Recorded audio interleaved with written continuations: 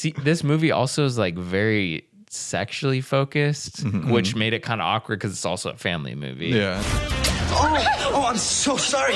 Here.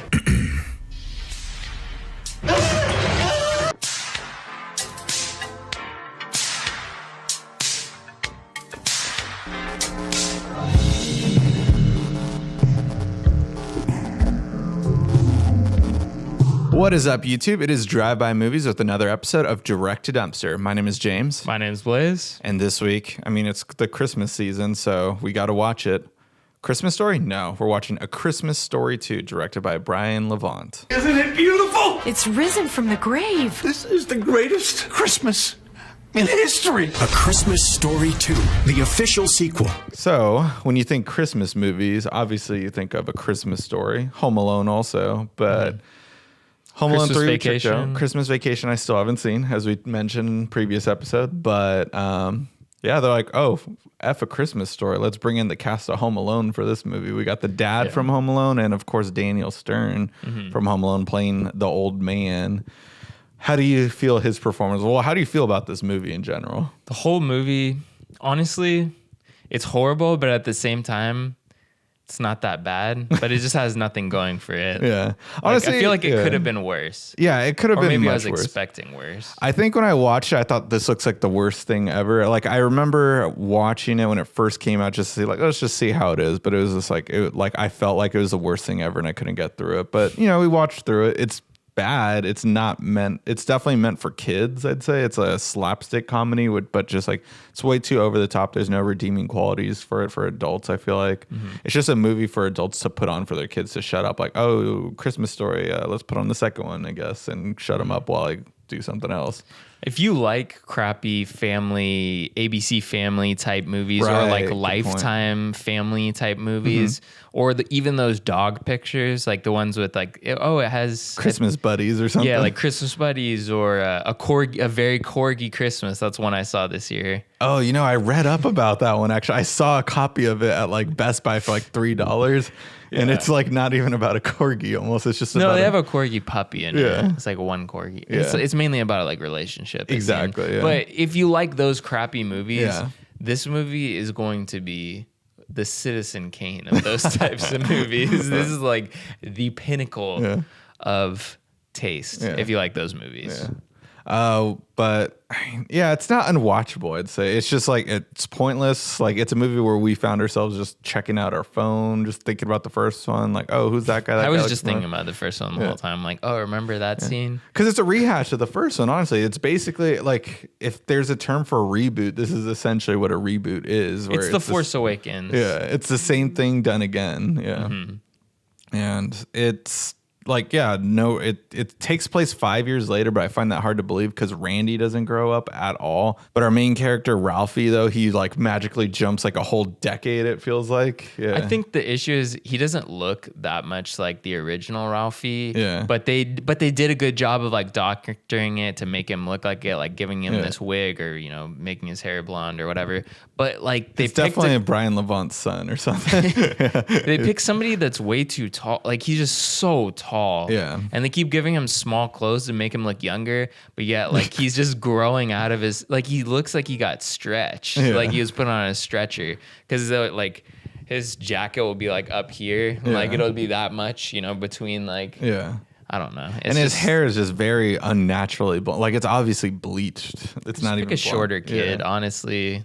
Because the thing I was mentioning while we're watching it that I thought was funny was the fact that nobody looks like anyone. Right. Like, nobody in the family looks like they're related, but to a comical sense where you're like, oh my God, like, what's even the point of casting these people if they don't even look close to the original people, let alone even like they're related as a family. Like, Daniel Stern does not look like the old man, which is fine, whatever. Yeah.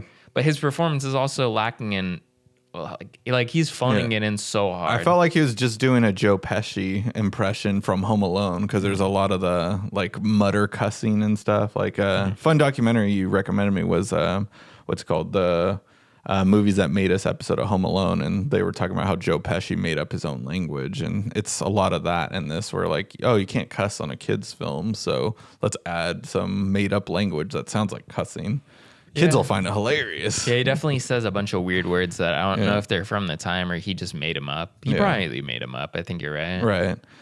But with the plot, though, I guess with this one, I mean, this is the plot of the movie. Instead of him wanting a Red Ryder BB gun, he wants a car to impress a girl that he has a crush on. He's 15, about to turn 16. He's trying to convince his family, like, oh, we could use a second car. 30% of families in this modern age have a second car. Yeah. And that's a very small percentage, I feel like, I feel like overall the film is just so unrealistic, and the fact that it takes him forever to get $80 together, yet he's asking for a whole car. Yeah. I know, yeah. So the plot is he like damages a car. Like I forgot what his reason for going in the car was, like just to feel empowered, I guess. And then like they dent the car, or no, like a statue falls into the car. I feel like $85 is actually very reasonable for the damage that went to that car, and also the sign. Yeah, that broke the car. Yeah. But honestly, if you're watching this movie, you probably don't care about the plot. Yeah, you're just watching it to pass the time. You're just watching it to remember the good old days. Because I feel like that's what this film does best, is like, while you're watching it, you're only going to be thinking about the first Christmas Story. You're going to be thinking about your favorite scenes from A Christmas Story, but you're not going to be watching A Christmas Story. Yeah. You're watching A Christmas Story too. Yeah. There's like, also like, there's like, like things are meant to repeat themselves from the past. And like the tongue scene, for whatever, that was like a dare scene. But then for whatever reason, they make it like a tube sucking mail room thing. Yeah. The way you said that, just even explaining that scene just seems a lot more graphic than it really is. It is horrific to watch almost. This movie also is like very sexually focused. There's a lot of pranks and like hijinks and like jokes that just revolve around like sex, I felt like, which made it kind of awkward because it's also a family movie. Yeah.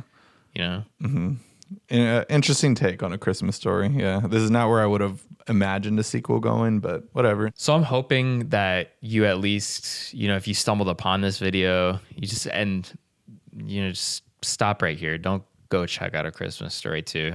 I know we always ask like, oh, go click in the Amazon affiliate link. Just don't. Just save yourself, please. Yeah. This movie for me, it's like, it's not going to hurt you watching or anything, but there's just like not too much to say. I feel like already, like, we're just beating a dead horse if we're going to keep talking crap about it. Like, it's just not a good movie, but it's not the worst movie ever made. I just don't feel like it's just a fun movie to talk about almost. It serves no like the movie just serves no purpose. It's just it's fan service, but to what? Yeah. And there's a reason why there's the Christmas classics that everyone goes to, and it's fine if you're going to try to rehash it, like F Disney Plus for trying to rehash Home Alone with a new reboot, but it's what this tried to do, and like it's just history's gonna repeat itself, I guess. Yeah. Honestly, just can't wait till the day TNT calls it and says, hey, or TBS, and they're like, hey, Christmas Story 2, 48 hours. Let's go. Oh my gosh, yeah. Maybe it will become a classic 2 decades from now. We just don't know it yet. We're just ahead of the time. When their licensing budget is low, they're just going to go for it. Yeah. You know what? Let's make everyone hate us right now. And it's a kind of a joke in itself. So it's self-servicing. Right. Anyways, guys, that is going to wrap it up for this week. Thanks for watching. We always appreciate the support. As I said before, if you want to support the show, go ahead into the description box below and click that Amazon affiliate link for Christmas Story 2. And after doing that, after you watch the movie, leave a comment. Let us know what you thought of the movie. And if you haven't already done so, please subscribe. And best way to stay notified is by hitting that notification bell. Tune in next week for a brand new episode of Direct to Dumpster.